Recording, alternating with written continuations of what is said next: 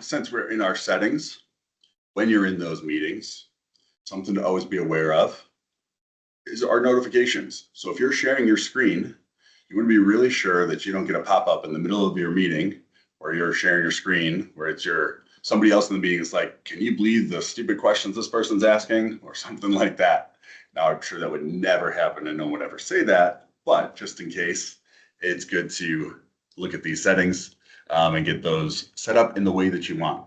So when I am for my settings, I always turn off this. So in their notifications and activity, display, show message content or preview and notifications. This is something I always turn off in these meetings, or not in these meetings. I always have this turned off, period. It also is really distracting to me. So if I see the first sentence of what people say, I like want to see the rest. I'm like, oh shoot, what's the rest of that comment? Super distracting, so I always turn that off. You have the option to show notifications during calls or meeting, flashing the taskbar, choose where it's showing up, and the size. So the thing that I like to be sure is that if you're going to be showing your screen often, typically I turn that off. Also, this missed activity emails, these drove me nuts, so I turn those off right away too. All right. When you are sharing in your meeting, I'm going to just kind of describe this one.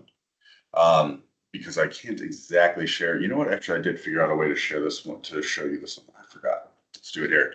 So I am in this demo environment, and I'm just going to jump into a meet now here with Patty as Megan. I'm pretending to be Megan here. This isn't our Megan. This is Megan from a fake company. When you press share here, notice I can share my screen or I can share my window. If you have multiple screens, there will be like multiple options of which screen that you can share. But so from here, you can share screen, you can share window. And if I click on window, it lets me share the individual window that I want to share.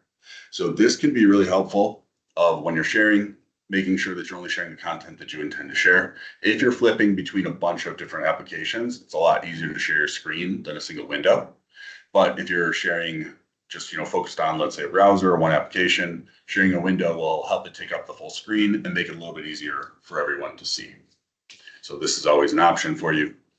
There's also I would say, especially for the people who have the super huge screens, when we get on with you and you show your screen and we're trying to help you with, for instance, Sage 100 Contractor or something, what happens there is we can't read it because it's so tiny on your big, huge, lovely monitor because you're sharing the whole thing. So this is a good way to narrow that down so we can actually read what you're trying to share with us.